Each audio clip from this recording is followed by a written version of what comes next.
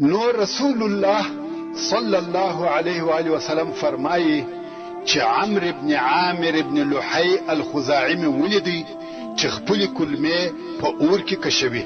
دا ولې؟ ځکه دی هغه څوک دی چې د عربو دین ته تغییر ورکوي. تر دغه د مخه ټول عرب پر توحید او د ابراهیم علیه السلام پر دین و. اول سړی چې د دوی دین یې په شرک او بدپرستی ورواړاوه دغه عمرو ابن لحی خبیث و، او بیا یې د حج او عمره و تلبیه ته تغییر ورکړ. د مخه عربو تلبیه داسې ویل: لبیک اللهم لبیک لبیک لا شریک لك لبیک ان الحمد والنعمة لك والملك لا شریک لك. چې دا د اسلام او تلحید او توحید تلبیه ده. خو عمرو ابن لحی خبیث په آخر کې دغه د شرک جمله پر زیاته کړه چې لا شریک لك الا شریکا هو لك تملكه وما ملك. دا د شرک جمله ده. خو دغه د شرک جمله د توحید پر تلبیه زیاته کړه. او بیا یې د حیواناتو په باره کې پر عربو نور نوي امرونه جاری کړل.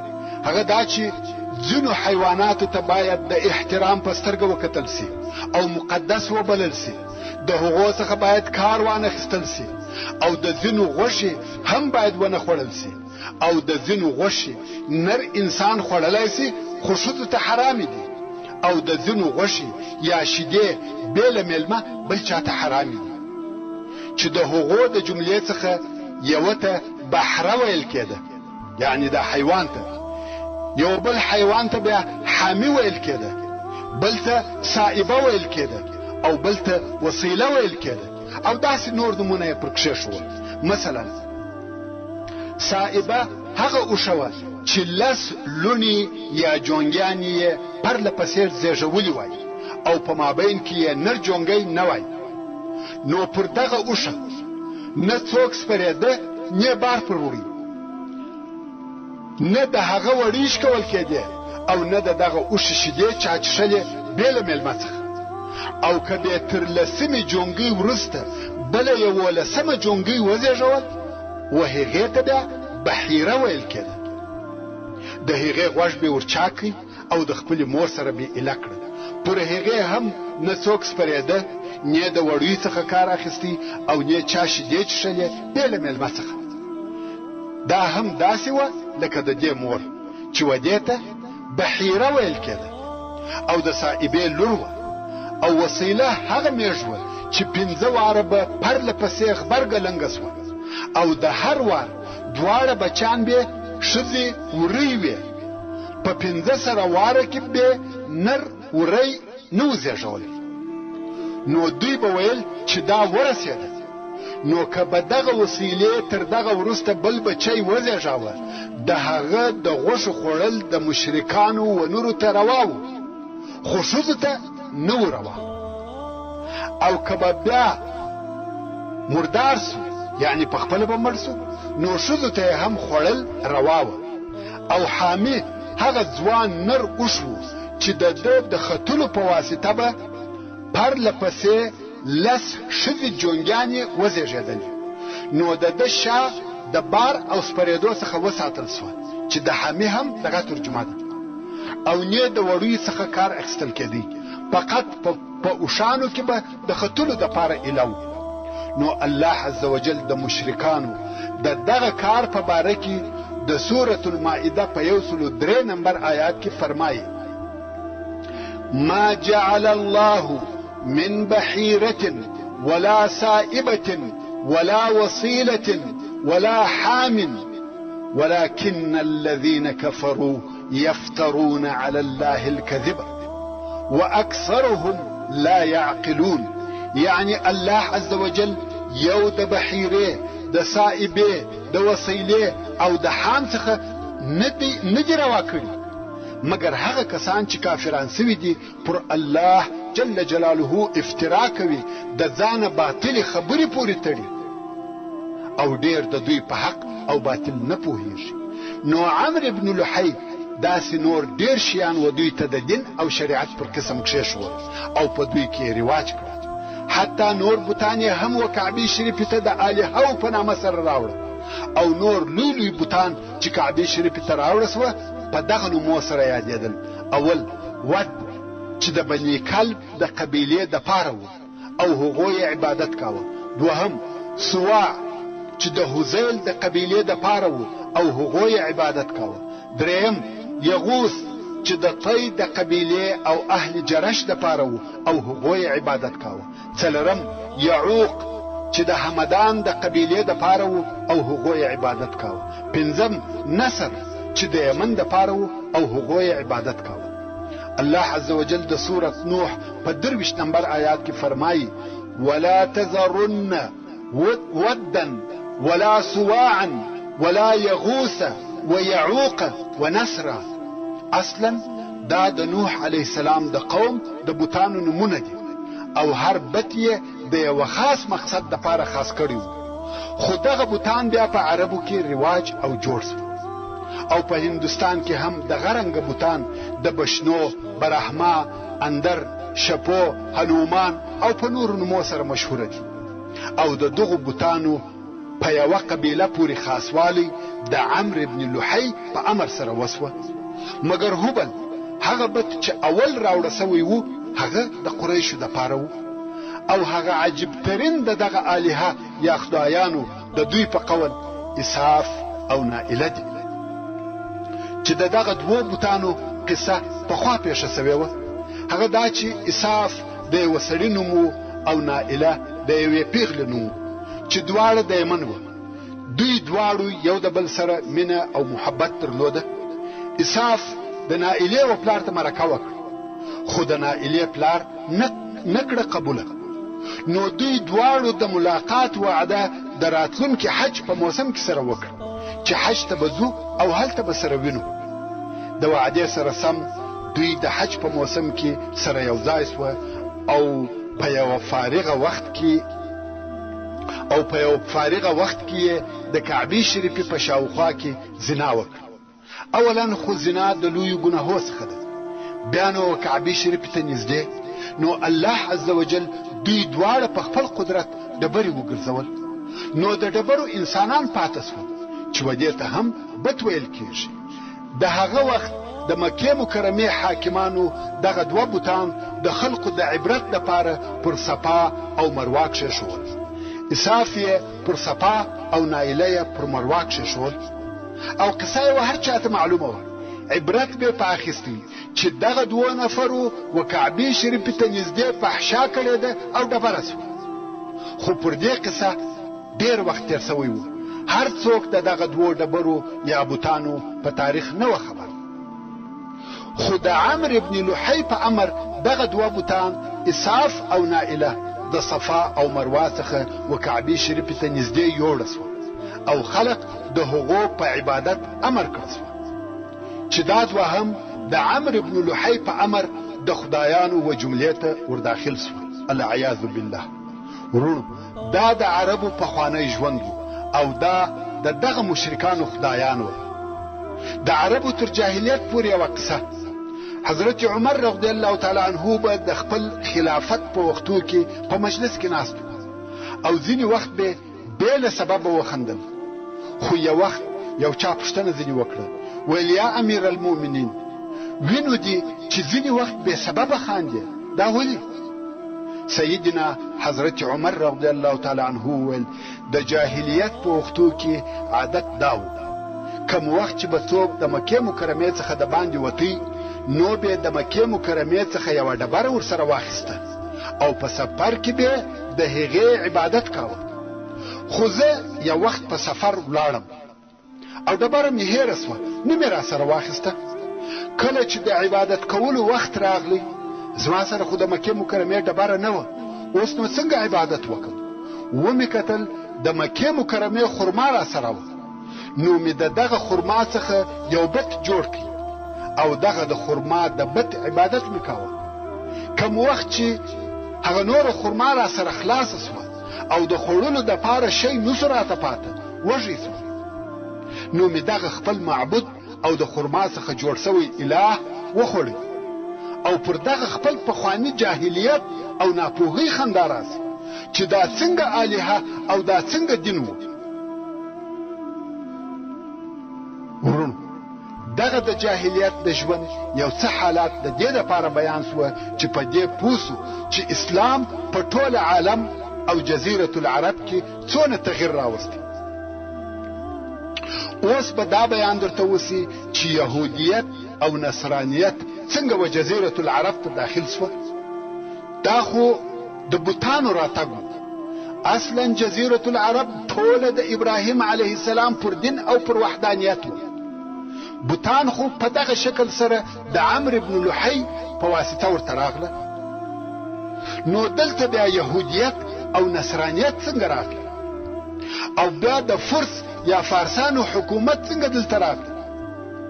ورون تاسې ته معلومه ده کوم وخت چې د سرور کائنات محمد مصطفی صلی الله علیه و آله وسلم بعثت وسو هغه وخت فارسیانو پر یمن حکومت کاوه او د نجران خلق نصاراوه. د یمن ځینې حصې یهودیان او ځینې حصې نصاراوه. دغه ادیان دلته څنګه داخل سو؟ په عربو کې خدا شیان نه وه. په پخوا کې ټول عرب موحدین او د ابراهیم علیه السلام پر دین وه. اوس به د دغو ادیانو د راتګ بیان درته وسي. هغه دا چې یثرب ته چې په وروسته کې یې نوم مدینه منوره سو او خیبر ته د شام څخه ځینې یهود راغله او دا ځایونه یې د ځان وطن وګرځول او هلته په یمن کې هم ډېر یهود. خو اوس به هغه واقعات درته بیان سي چې یهود او یهودیت څنګه و یمن ته راغله. قصه ډېره اوږده ده مګر ډېر تاریخ پوهان یې د ربیع ابن نصر په قصه سره شروع کوي. هغه داسې ربیع ابن نصر چې د یمن پاچا و د یو خوب ولیدی چې دغه بیان او دغه قصه د تاریخ ټول علماو لکه طبری، ابن کثیر، ابن الاثیر او تقریبا ټول مؤرخینو ذکر کړی. کوم وخت چې پاچا خوب ولیدی څرنګه چې په هغه وختو کې نجومګران، جادوګران او کاهنان پر خلقو او د خلقو پر عقایدو او عباداتو مسلط و. دا ولې مسلط و؟ ځکه کوم وخت چې شرک او کفر په عالم کې نشر سوه او الهي دین پټ او ورک سو نو خیالات او اوهام په خلقو کې نشر سوه. په دغه سبب جادو او جادوګران، منجمین او کوډګران د اعتبار خاوندان سوه. د خلقو د رجوع ځای دوی وګرځېدل. کوم وخت چې د یمن پاچا خوب ولیدی نو یې د خوب د ترجمې دپاره جادوګرانو او منجمینو ته رجوع وکړ او د هغو څخه یې کومک وغوښتی. قصه ډېره اوږده ده. مقصد دا چې هغو ورته وویل ستا د خوب معنا دا ده چې حبشیان به یمن ونیسي. پاچا ویل دا به څه وخت پیښه سي؟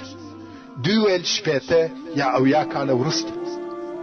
پاچا پر خپلو اولادو او لمسیانو وبېرېدی چې دا ټوله به د حبشیانو په لاس وژل کیږي. نو یې اراده وکړه چې خپله اولاده د یمن څخه و عراق ته نقل کړي او په عراق کې یې حیره چې د یوې منطقې نوم دی د خپل اولاد د سکونت دپاره اختیار کړه. حیره په عراق کې د نجف او کوپې په مابین کې د یو ښار نوم دی. نعمان ابن منذر د هغه وختو د عراق مشهوره پاچا د دغه ربیع ابن نصر د اولادې څخه دی. ځکه ربیع ابن نصر خپله کورنۍ هلته نقل کړه او بیا د ده د اولادې پاچاهي هلته پاته وه. دغه نعمان ابن منذر بیا زموږ په وروسته کیسه کې راځي، په یاد یې ولرئ. څه موده وروسته دغه ربیع ابن نصر پاچا چې دا خوب یې لیدلی و مړ سو او د ده زوی د ده پر ځای کښېنستی او پاچاهي د ده په اولاده کې پاته سوه تر څو د ده په اولاده کې یو نفر د تبان ابن اسعد په نامه سره پاچا سو او تبع ورته ویل کېده. تبع اصلا تبع د یمن د پاچاهانو لقب، یعنی د یمن و هر پاچا ته تبع ویل کېده، او د روم و هر پاچا ته قیصر ویل کېده، د فارس و هر پاچا ته کسرا ویل کېده، د حبشه و هر پاچا ته نجاشي ویل کېده، او د مصر و هر پاچا ته فرعون ویل کېده. نو د هر ځای پاچا خاص لقب درلود. دغه د یمن پاچا تبان اسعد چې لقب یې تبع و د یمن د مشهورو پاچاهانو څخه دی. ډېر لوی شان او شوکت یې و. ټوله یمن د ده تر لاس لاندې و. غني او سخي سړی و. نو ده به همیشه سفرونه کول، د یوه ځای څخه به بل ځای ته د سیاحت او تجارت دپاره تلي. یو وخت د یمن څخه و شام ته رهي سو. په لار کې یې خپل زوی په یثرب کې چې اوس مدینه منوره ورته ویل کېږي د تجارت د ځینو کارو دپاره پرېښاوه او دی شام ته ولاړی. خو دلته د تبع د زوی او اهل یثرب په مابین کې اختلاف پیښ سو، څو تر جنګه ورسېده او د تبع زوی په جنګ کې ووژل سو. کم وخت چې و تبع ته دا خبر ورسېده چې زوی دې ووژل سو، نو د شام څخه بیرته راوګرځېدی، غواړي چې د خپل زوی قاتلانو ته بلکې ټول اهل یثرب ته جزا ورکړي. دلته نو د اهل یمن او اهل یثرب په مابین کې جنگ شروع سو او جنگ ډېره موده دوام وکړي. مګر تبع په دې جنگ کې یو ډېر عجب کار ولیدی. هغه دا چې د یثرب خلقو به د ورځې د دوی سره جنگ کاوه. کم وخت چې به ماښام سو او دوه لښکره به سره لرې او جلا سوه، نو د یثرب خلقو به دوی ته ډوډۍ او سترخانونه رالیږل او د میلمه پر ډول به د دوی عزت کاوه. تبع ډېر په تعجب کې و چې دا څنګه خلق دي، د خپلو دشمنانو عزت کوي او ډوډۍ ورکوي. څوک دونه سخا او کرم لري؟ مګر بیا هم تبع نیت کړی و چې د خپل زوی بدله او انتقام واخلي. جنگ دغسې دوام درلود تر څو چې د یهودو د علماو څخه 2 نفره و تبع ته ورغله او غوښته یې چې د ده سره خبرې وکړي. ده هم اجازه ورکړه او سره کښېنستل. یهود ورته ویل ته څه اراده لرې چې دونه جنګ کوې؟ تبع ویل غواړم چې دغه یثرب خراب کم. دوی ویل دا کار نسې کولی. قسم په الله چې الله جل جلاله به دې د مخه تر دې چې ته یثرب خراب کې تا هلاک کې. تبع ویل چې دا څنګه درته معلومه شوه؟ دوی ویل دا وطن د نبی د هجرت ځای دی. دغه ځای ته به نبی الاخر زمان هجرت راکوي. دا ښار نه خرابیږي او نه خرابولی سې. تبع پوښتنه وکړه چې تاسې په دې حال څه خبر واست؟ تاسو ته دا معلومات د کومې خوا حاصل سوه؟ د یهودو علما وویل دا زموږ په تورات کې راغلي دي. ورونو دا دې تاسې ته معلوموي چې د رسول الله صلی الله علیه و آله وسلم یوه علامه نه بلکې ډېرې علامې د یهودو سره په تورات کې لیکلي او موجودې وې. او د رسول الله صلی الله علیه و آله وسلم د وخت ټول یهود پوهېده چې دا هغه وعده سوی نبی دی، مګر د عناد او عداوت، حسد او غرور په سبب یې ایمان نه راوړي. نو کم وخت چې دغه د یهودو علماو و تبع ته دا بیان وکړي او تبع تر اوسه تورات نه پیژندي، نو یې د تورات په باره کې پوښتنې ځینې وکړې. یهودو هم خپل دین، توحید او تورات په باره کې پوره معلومات ورکړه او ټول شیان یې په تفصیل سره ورته بیان کړه. د تبع پر طبیعت دا خبرې ښې او برابرې ولګېدې. ده هم د یهودیت دین اختیار کوي او یهودي سو. د یثرب خرابول یې پرېښول او مخ پر یمن رهي سو.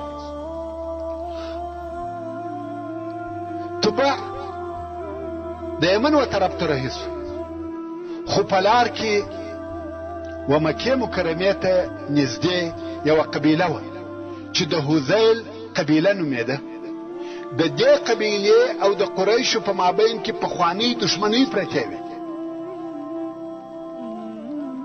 څو واره جنګونه سره کړي وه او دغه رنګه اهل یمن هم نه و خوښ. نو فکر وکړي چې داسې یوه حیله او چم جوړ کړي چې دواړه هغه قومونه چې د دوی نه د ورسره جوړه ضرر او تاوان ورورسوي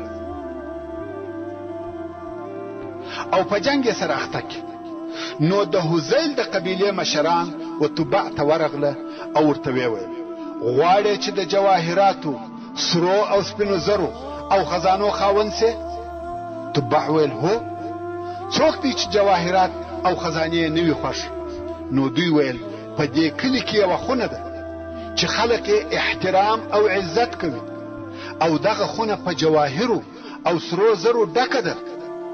ورونو حقیقتا هم په کعبه شریفه کې هر څه پراته وو. خلقو د کعبې شریفې د احترام په سبب خزانې پکښې ښخولې، حتی د سرو زرو 2 دانې اوسۍ هم پکښې پرتې وې. د تبع طمعه پیدا سوه او لښکر یې د جنګ دپاره تیار کړ. غواړي چې پر مکه مکرمه حمله وکړي، کعبه شریفه ونړوي او خزانې یې واخلي. هغه 2 نفره د یهودو علما هم د تبع سره په دې سفر کې ملګري وه، ځکه ده ورته ویلي وه چې تاسې زما سره یمن ته ولاړ سئ او زما قوم ته یهودیت او د یهودیت احکام ور وښوئ. دغه علما چې د جنګ دپاره د لښکر تیاري ولیده نو تبع ته ورغله. ویل څه کوې او د څه اراده دې ده؟ تبع ویل غواړم چې پر دغه کلي حمله وکړم او هغه شیان چې په دغه خونه کې پراته دي هغه واخلم. دوی ورته ویل په والله دغه د هذیل قبیلې بل غرض او مقصد نسته بې له ستا د مرګ او هلاکت څخه. تبع ویل څنګه؟ علماو ورته ویل دا بیت الله دی، د ټوله مځکې پر مخ د الله عز وجل بل کور او حرم نسته بې له دغه کوره. دغه قبیلې چم درته جوړ کړی دی او غواړي چې تا ووژني. تبع ویل نو څنګه وکم؟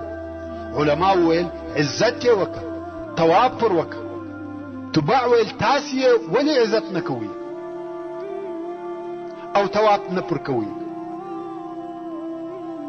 دوی ویل موږ یې عزت کوو او طواف مو هم پر کاوه، خو دغه د مکې خلقو کعبه شریفه په بوتانو ډکه کړې ده او موږ موحدین او عالمان یو، موږ ته دا نه ښایي چې پر بوتانو طواف وکړو. تبع د دې خبره ومنل او مکې مکرمې ته ورغله. د کعبې شریفې عزت او احترام وکړي، طواف یې پر وکړي. بیا نو هلته بدوس خوب یې لیدی چې په کعبه شریفه پوش اغوندي. تر دغه وخته کعبه شریفه لسه وه، چا پوش نه و په اغوستی.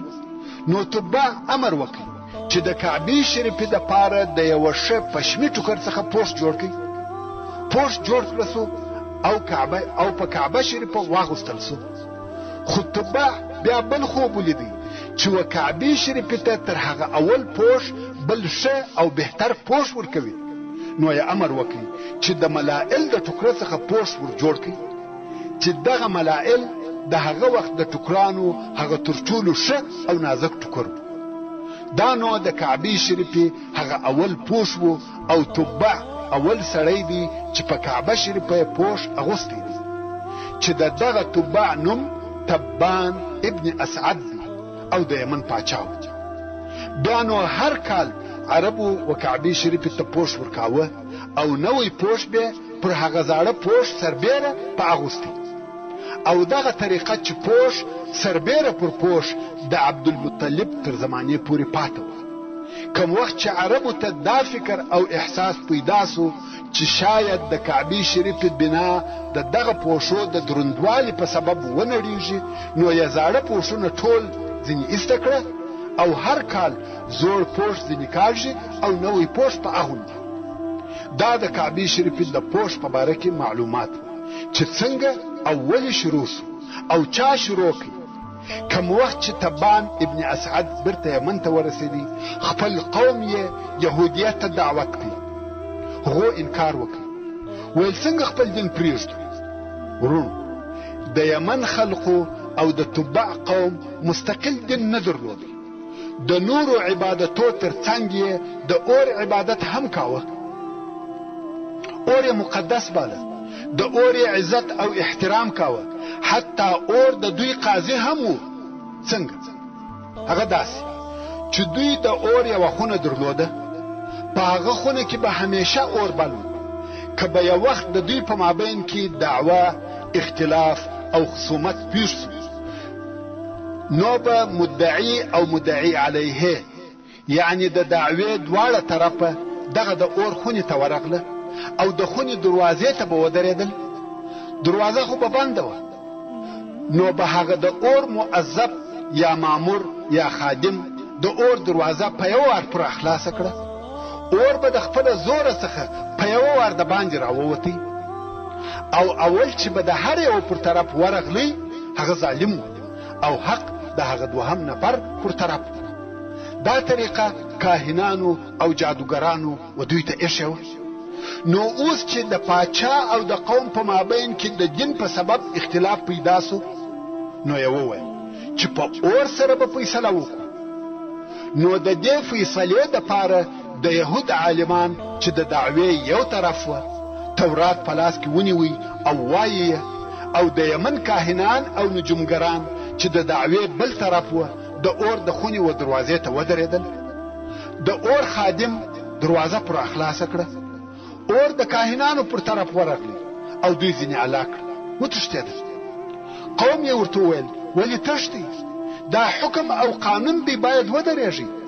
کاهنان هم مجبوره سوه بیرته راغله. د اور خادم بیا دروازه پر خلاصه کړه، دوهم وار بیا د اور لمبه د کاهنانو پر طرف ورغله. کاهنانو دا وار ځانونه ټینګ کړه او ورته ودرېده، مګر اور د چا مراعت نه کوي. کاهنان یې پاک وسوځل. نو د یمن د خلقو په دین او عقیده دا معلومه سوه چې یهودیان پر حق دي. نو د دې سببه اهل یمن یهودیت قبول کړي او یهود سو.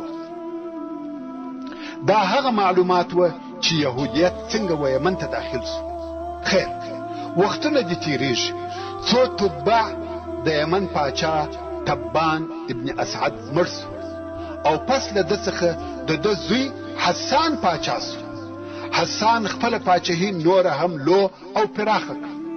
عزت او عظمت یې زیات سو، نو ډېر زیات غرور او خودخواهي پکښې پیدا سو. نو یې یو ډېر لوی لښکر جوړ کړي، ویل قسم په خدای که عرب یا عجم پرېږدم چې تر خپل حکم لاندې یې رانولم. د ټوله مځکې پاچاهي نیسم. دا ټوله غرور.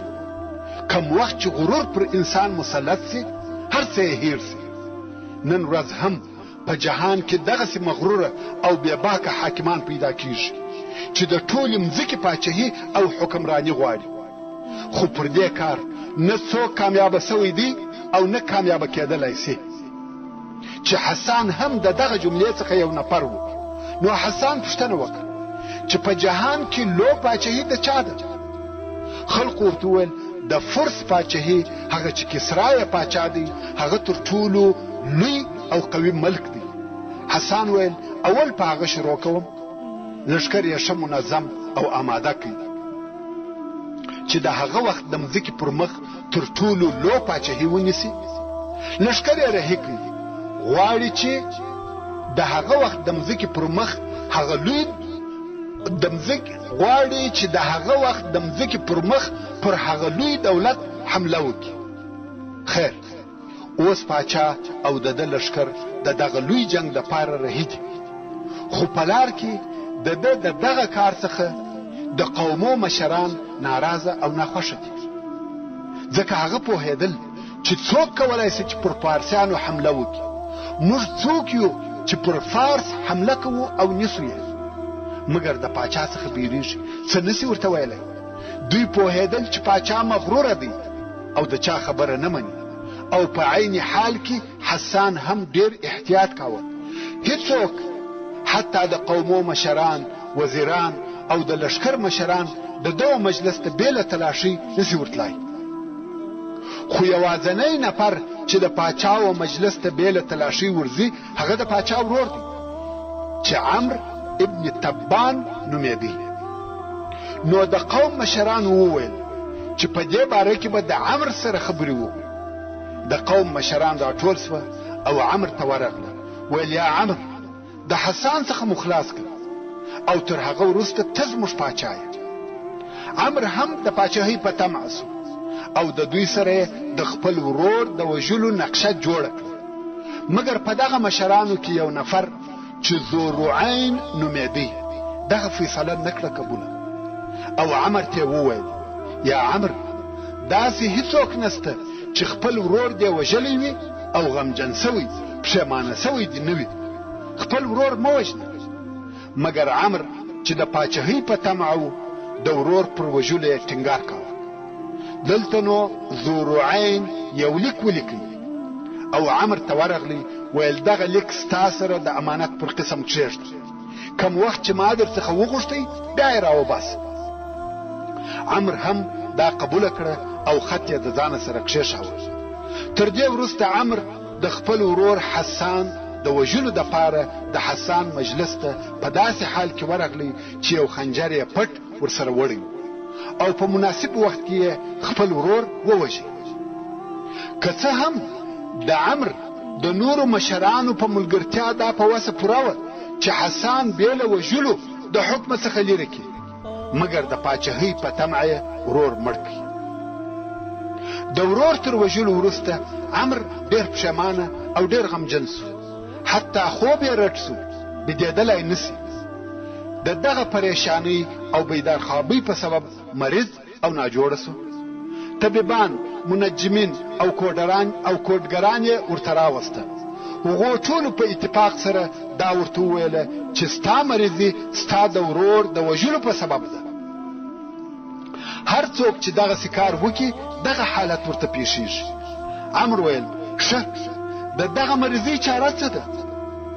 طبیبانو او نجومګرانو وویل ستا د مریضۍ دپاره بل علاج نسته بې له دې څخه چې ټول هغه کسان ووژنې کوم چې ستا د ورور د وژلو مشوره یې درکړې ده. عمر ویل دغه کار کوم. نو ټول هغه کسان چې د ورور د وژلو مشوره یې ورکړې وه او په دغه دسیسه کې یې د ده ملګرتیا کړې وه ووژل. اوس د ذوالرعین د وژلو نوبت راغلی. ذوالرعین ویل د مخه تر دې چې ما مړ کې ما ستا سره یو لیک د امانت پر قسم ایښی و، هغه راوباسه. عمر هم هغه لیک راویستی.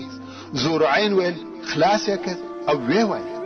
پاچا لیک خلاص کړي چې په هغه کې فقط دغه 2 بیته لیکل سوي وه: الا من یشتری سهرا بنومه الا من یشتری سهرا بنومه سعید من یبیت قریر عینه فاما حمیر غدرت وخانت فمعذرة الهی لذوالرعین. یعنی څوک په خپل خوب سره ویښوالی رانیسي. سعید او خوشبخته هغه څوک دی چې شپه یې په رضایت او اطمینان سره تیریږي. هو، اهل یمن خو غدر او خیانت در سره وکړي، مګر در په یاد یې کړ چې ما درته وویل چې خپل ورور مه وژنه. یعنی خوشبختي دا نه ده چې پیسې یا لوړه کرسي ولرې. ته یو ډېر لوی پاچا یې مګر نسې کولی چې بیده سي، بلکې خوشبخته هغه څوک دی چې د هیڅ ظلم او تجاوز مسؤله نه وي، د چا آزار او قتل یې پر غاړه نه وي، د شپې آرام او په فارغه زړه بیده سي. پاچا ویل هو صحیح ده او ذوالرعین ته عفو وکړه. نو دغه 2 بیته د ذوالرعین د خلاصېدو او ژوندي پاتې کېدو سبب وګرځېد. کم وخت چې بیا عمر مړ سو، د ربیع ابن نصر د اولادې پر حکم او پاچاهۍ اختلاف پیدا سو. د دغه اختلاف په سبب اهل یمن پر ډلو وویشل سو او د اهل یمن په مابین کې جنگ او وژنه شروع سوه. په دغه سیاسي بحران کې چې ټوله یمن یې نیولی و، یو سړی پیدا سو چې نوم یې لخنیعه و. دغه لخنیعه لارنیونکی غل او مجرم و. د غلو ډله یې درلوده. د دغه سیاسي بحران په حالت کې یې وکولای سوای چې خپله ډله نوره هم لوکي. ځان ته نور ملګري هم پیدا کړه تر داسې اندازې چې د هغو څخه پوره لښکر جوړ کړي او د یمن پر پایتخت یې حمله وکړه. د پاچا قصر یې ونیوی او د یمن حاکم وګرځېد. نو د دغه سیاسي بحران په حالت کې یې وکولای سوای چې د یمن پاچاهي ونیسي. دغه لخنیعه فاجر خبیث او ظالم سړی و. د ټولو خلقو بد ځینې راتله. قصه یې اوږده ده خو په مختصر ډول سره د تبان اسعد د زامنو څخه یو نفر چې نوم یې ذونواس و وکولای سوای چې ولی خنیعه ته ځان ورورسوي او په خنجر سره یې مړ کړي. او د بل وار دپاره د تبان اسعد زوی پر یمن مسلط سو او د یمن پاچاهي بیرته د تبع د اولادې په لاس ورغله.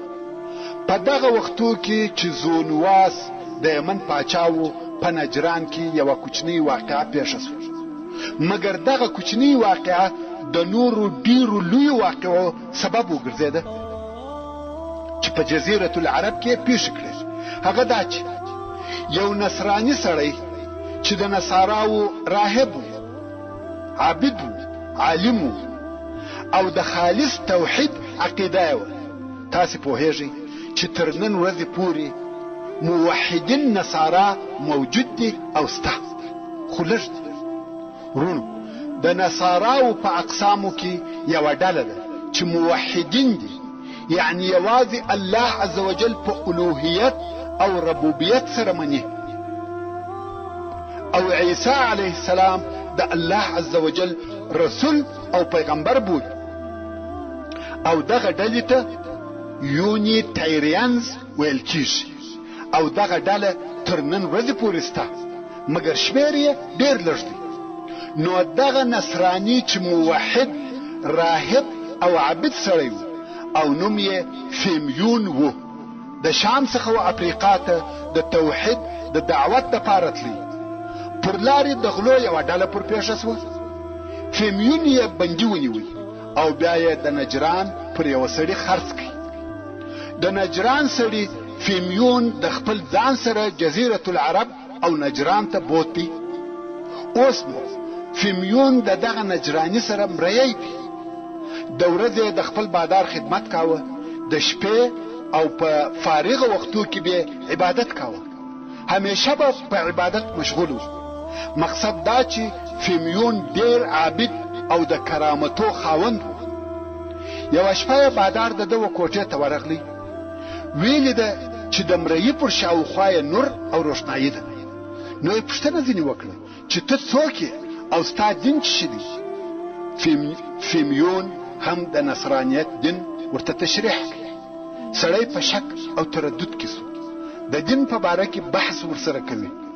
په دغه وختو کې د نجران خلقو د یوې درختې عبادت کاوه. دغه درخت یې د ځان اله او رب بلل. دلته نو فیمیون د بحث په جریان کې و خپل مالک ته وویل که زما رب ستا رب هلاک کړي نو ته زما د رب عبادت کوې؟ نجراني وویل هو والله که داسې پیښه سي چې ستا رب زما رب مغلوبه او هلاک کړي، معلومه خبره ده چې زه هم ستا د رب عبادت کوم. فیمیون ویل نو ته د نجران خلق راټول کړه، وبه وینې چې زما رب ستا په رب څه کوي. نو یې د نجران ټول خلق په یوه معینه ورځ و درختې ته راوبلل. خلق هم په هغه ورځ د درختې سر راټول سو. فیمیون کښېنستی عبادت او دعا کوي و خپل رب عز وجل ته ډېره دعا وکړه تر څو چې الله عز وجل د ده دعا قبوله کړه او د آسمان څخه پر دغه درخته ټکه یا صاعقه راولوېده، تندره، او درخته ټوله وسوځل سوه. د نجران د خلقو رب او اله نیست او نابود سو. نو د نجران ټول خلق و نصرانیت ته داخل سو.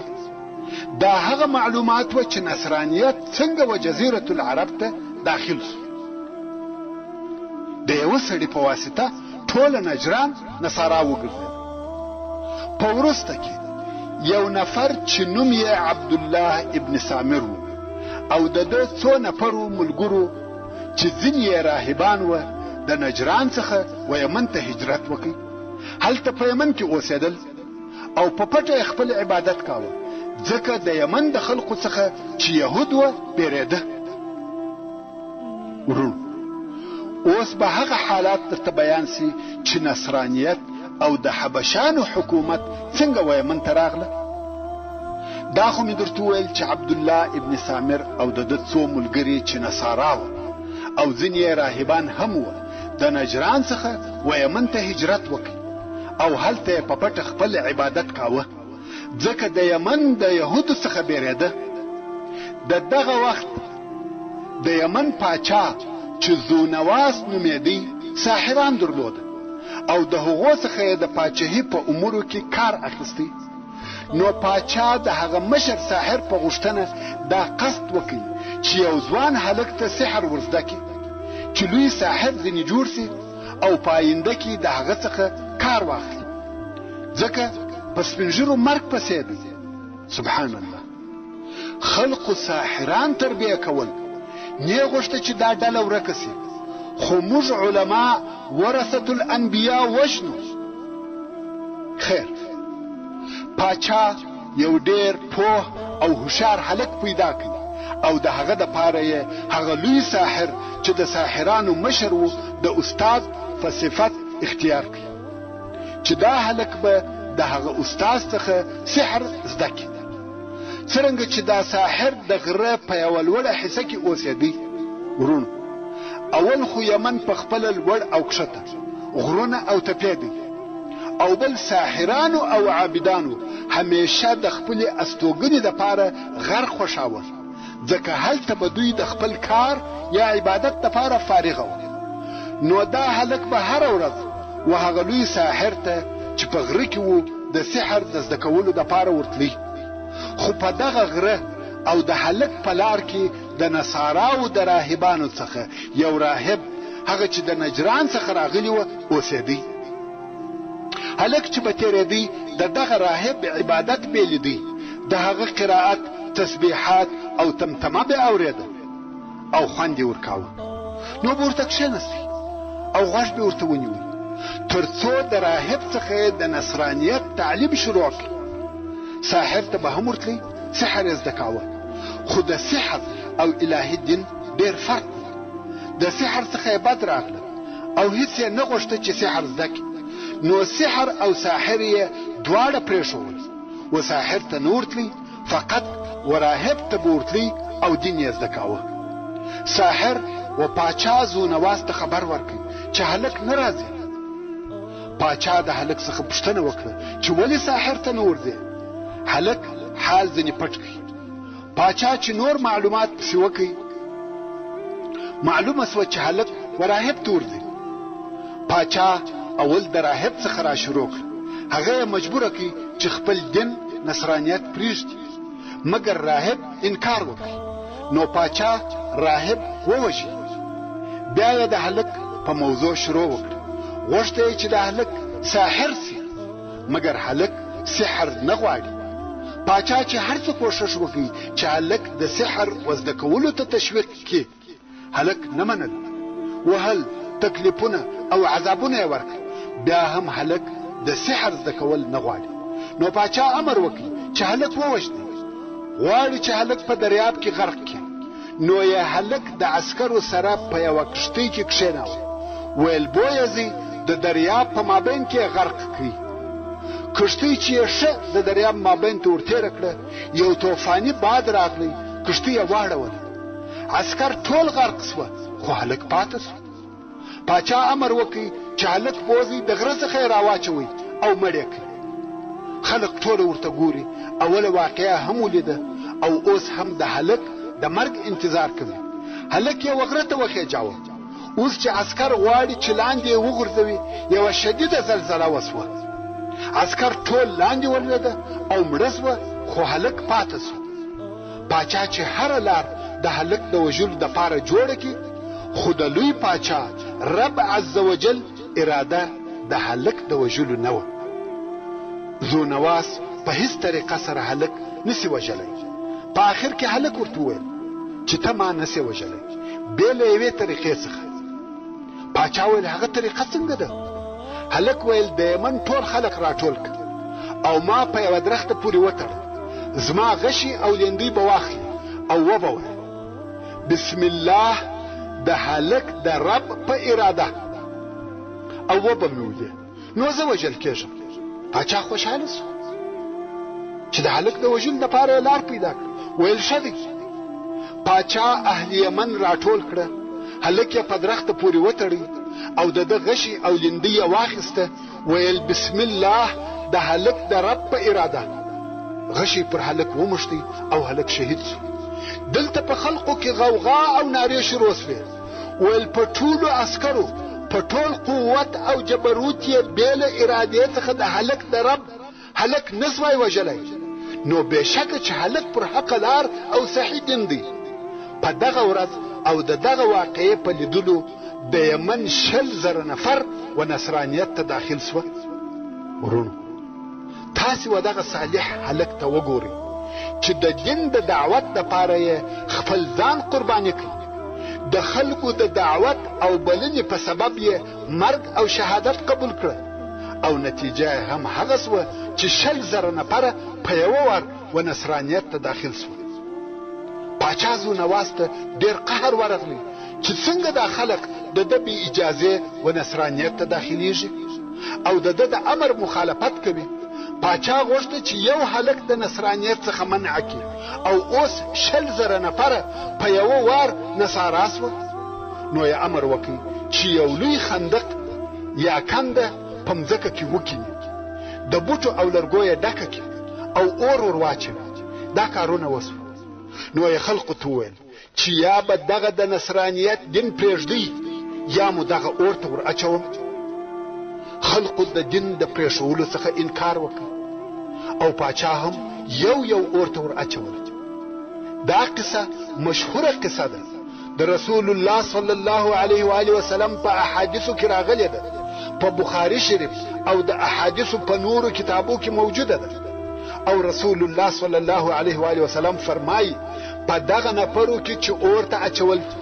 محترم ورونو، څرنګه چې فتح پای ته ورسېده نو به پاته قصه ان شاء الله تعالی د سیرت النبی صلی الله علیه و آله وسلم په دوهمه فتح کې واوري. وصلى الله تعالى على خير خلقه محمد وآله وأصحابه.